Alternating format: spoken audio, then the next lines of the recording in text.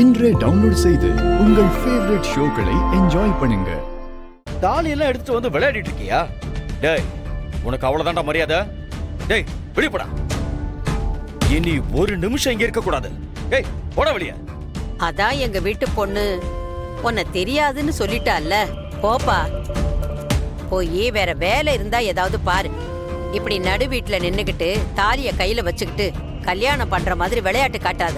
என்ன பாட்டி, பெரியவங்க நீங்களாவது நியாயமா என்ன ஏதுன்னு விசாரிப்பீங்கன்னு உங்களை நம்பி வந்தா நீங்களும் இப்படி பேசுறீங்களே. நான் பண்றதெல்லாம் பார்த்தா உங்களுக்கு எல்லாம் விளையாட்டு மாதிரி தெரியுதா? இப்ப பாருங்க.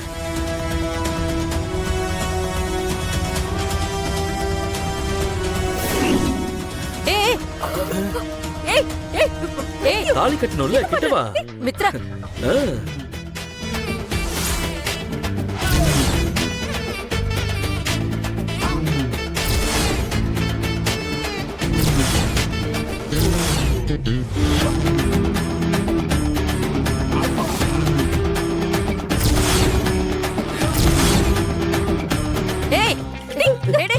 செகண்ட் மேரேஜா? Sorry sister.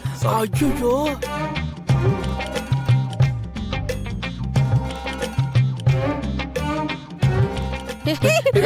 எங்க போற? எங்க போற மித்ரா? முதல்ல முன்னாடி வந்து நில்லு. வா. என்னங்க, அவளை மேரேஜ் பண்ணதான் நான் வந்திருக்கேன். வா மித்ரா, வா. நீங்க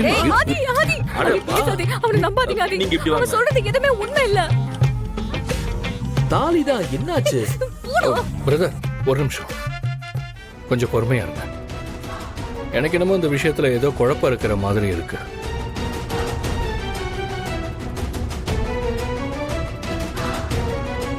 நீங்க அவசரப்படுறீங்க. பிரதர், எந்த குழப்பமும் கிடையாது. எங்களுக்குள்ள நடக்கிற எல்லா விஷயமும் அக்மார்க்கு உண்மை. மித்ரா எதுக்காக இப்படி மாறிட்டான்னு சத்தியமா எனக்கு தெரியல. ஆனா நான் தான் மித்ராவோட காதலன், கணவன்.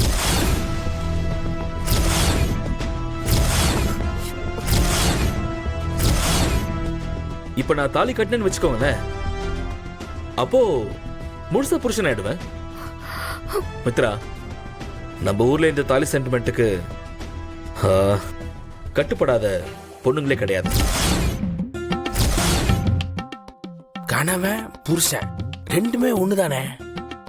இவன் எதையோ பேசி ட்விஸ்ட் கொடுக்குறான். என்னடா நீயும் என்ஜாயா? ஆமா.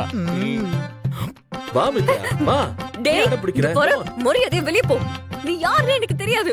நீங்க பாரு, இன்னொரு தடவை இப்படி சொன்ன கண்டிப்பா நான் செத்துருவேன் மித்ரா. டேய், என்ன வேணா பண்ணி தொலை. சத்தியமா நீ யாருன்னு எனக்கு தெரியாது. போட வெளியில.